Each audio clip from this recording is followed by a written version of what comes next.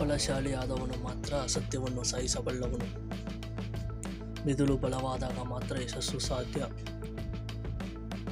ಯುವಕರು ಶಕ್ತಿಯ ನಿದರ್ಶನ, ಅವರೇ ದೇಶದ ಭವಿಷ್ಯ. ಶ್ರದ್ಧೆ ಇದ್ದಾಗಲೆಲ್ಲ ದೇವರ ದರ್ಶನ ಸಾಧ್ಯ. ನಮ್ಮ ಜೀವನದ ಉದ್ದೇಶ ಹಿತಕರ ಸೇವೆ ಮತ್ತು ಆತ್ಮೋನ್ನತಿಯೇ ಆಗಿರಬೇಕು. ಆಲೋಚನೆಗಳೇ ಶಕ್ತಿ. ನೀವು ಏನು ಆಲೋಚಿಸುತ್ತೀರೋ ನೀವು ಅದೇ ಆಗುತ್ತೀರಿ. ನಮ್ಮೊಳಗಿನ ದೈವತ್ವವನ್ನು ಅರಿಯಿರಿ, ಇದು ಜೀವನದ ಸಾರ್ಥಕತೆ. ನೀವು ಇಡೀ ವಿಶ್ವದ ಮೇಲೆ ನಂಬಿಕೆ ಇಡಬಹುದಾದಷ್ಟು ನಂಬಿಕೆ ನಿಮ್ಮೊಳಗಿನ ಆತ್ಮದ ಮೇಲೆ ಇರಲಿ.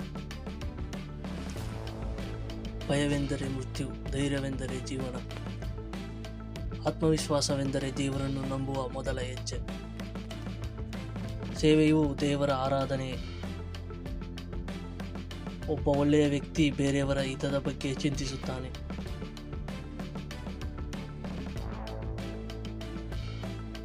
ನಂಬಿಕೆಯು ಶಕ್ತಿಯ ಮೂಲ.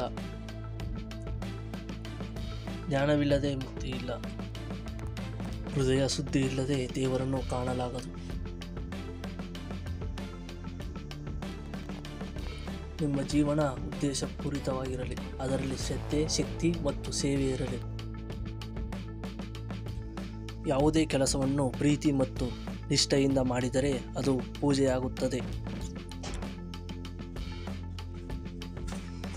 ನಮ್ಮ ಬದುಕು ಇತರರ ಹಿತಕ್ಕಾಗಿ ಮುಡಿಪಾಗಿರಲಿ. ಅಭ್ಯಾಸವೇ ಪರಿಪೂರ್ಣತೆಗೆ ಕೀಲಿ. ವಿಶ್ವಾಸವಿಲ್ಲದೆ ಸಾಧನೆ ಸಾಧ್ಯವಿಲ್ಲ. ಆತ್ಮವನ್ನು ಅರಿಯುವವನು ಭಯವನ್ನು ಜಯಿಸುತ್ತಾನೆ. ವಿಧಿ ಬಲಶಾಲಿಯಾಗಿದೆಯಲ್ಲ, ಆದರೆ ಶ್ರದ್ಧೆ ಅದಕ್ಕಿಂತ ಬಲಿಷ್ಠ. ಮಾನವ ಸೇವೆಯು ಪರಮದೇವ ಸೇವೆ.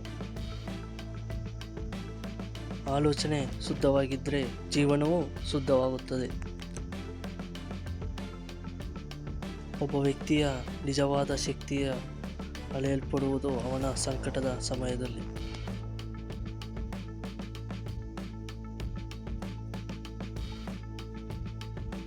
ತಪ್ಪುಗಳಿಂದ ಕಲಿಯುವ ಮನಸ್ಸು ಉನ್ನತಿಗೆ ಹಾದಿ ಮಾಡುತ್ತದೆ.